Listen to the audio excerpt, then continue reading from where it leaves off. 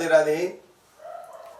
आज समाज की स्थिति आप सबके सामने है कि लोग अपने विवेक को ताक पर रख देते हैं जब कहीं धन कमाने की बात उनके आगे आती है। इकट्ठा धन, अधिक धन अगर उनको दिख जाए तो वहाँ पर उनका अनुशासन, उनके स्वयं की निर्णय लेने की क्षमता और उनके भीतर की कुशलता मानो अदृश्य ही हो जाती है। मैं आपको निवेदन करना चाहता हूँ, आज लोगों की सोच कुछ इस प्रकार की हो चुकी है कि जहाँ लोग अनावश्यक तो कमा रहे हैं और अविवेकी तरीके से उसको खर्च कर रहे हैं।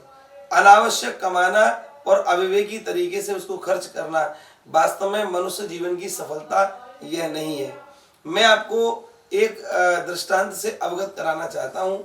मेरे शरीर के मामा जी जो डिस्ट्रिक्ट जज के पद पर, जिला जज के पद पर कार्यरत रहे, तो प्रायः मैं अपने बड़ों से यही सुनता था, अपनी माता जी से सुनता था कि कभी उन्होंने जीवन में 1 रुपया भी रिश्वत का नहीं लिया। यहाँ तक कि कोई उपहार इत्यादि उनको देने के लिए आता तो वह उस उपहार को भी लेकर के और किसी न किसी को बांट देते थे। ऐसा अद्भुत जीवन रहा। 4-4 घंटे एक आसन पर बैठ करके भजन करना, यह उनकी दैनिक दिनचर्या में शामिल था। मुझे बहुत आश्चर्य होता था। एक दिन मैंने मामा जी के निकट उनसे जाकर के पूछा, मामा जी, आज बड़े से बड़े पद के अधिकारी अपने जीवन में बहुत कुछ योग्यता हासिल करने के बाद अपनी निगाहें केवल रिश्वत की कमाई पर रखते हैं। आज स्थिति ऐसी हो चुकी है कि कोई पिता यदि अपनी बेटी के लिए कोई रिश्ता ढूंढने के लिए जाए और पूछे कि भाई तुम क्या करते हो, बोले जी मैं हाइडल में हूँ। अच्छा, अरे कितना कमा लेते हो? बोले जी बस 30-40 हज़ार की तनख्वाह है और लगभग 2 लाख रुपया ऊपर से कमाता हूँ। इतना सुनकर के वह लड़की का पिता बड़ा हर्षित हो जाता है। बहुत बढ़िया, बहुत सुंदर। इस प्रकार की मनोवृत्ति आज संपूर्ण संसार को गर्त की ओर ले जा रही है। मैंने मामा जी से पूछा कि आपने जीवन में क्या कभी कोई रिश्वत नहीं ली? आज के समय में तो सभी लोग लेते हैं। तो मामा जी ने मुझे गंभीरता पूर्वक एक उत्तर दिया, बड़ा सुंदर, सुनने योग्य। उन्होंने कहा, बोले बेटा ये कुर्सी जो भगवान ने मुझे दी है ये न्याय की कुर्सी है। तात्पर्य न्याय करने का कार्य साक्षात स्वयं भगवान का है और भगवान ने अपनी ही कुर्सी, अपना ही पद मुझे दिया है, मानो मुझे भगवान बना दिया हो। और भगवान के लक्षण यही होते हैं कि वह सब पर दया करे, चोरी ना करे, हिंसा ना करे, कपट ना करे, छल ना करे। मुझे उस कुर्सी पर बैठ करके सदैव ये अनुभूति रहती है। तो इसलिए कभी चित्त में ऐसी भावना उठती नहीं।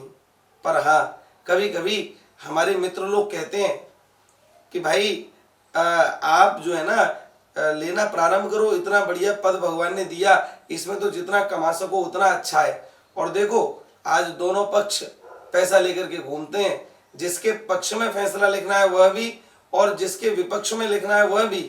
तो भाई जिसके पक्ष में तुम लिख रहे हो उससे पैसे ले लो तो कोई बुराई नहीं है, इससे लाभ होगा तुमको, बाद में पछताना पड़ेगा।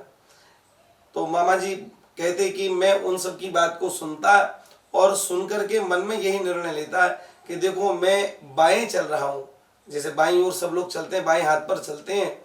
तो कोई व्यक्ति सामने से कहे बोले बस थोड़ा सा वहां से इधर आ जाओ तो कोई हानि नहीं है, थोड़ा सा वहां से और इधर आ जाओ कोई हानि नहीं, इधर और आ जाओ थोड़ा, कोई हानि नहीं।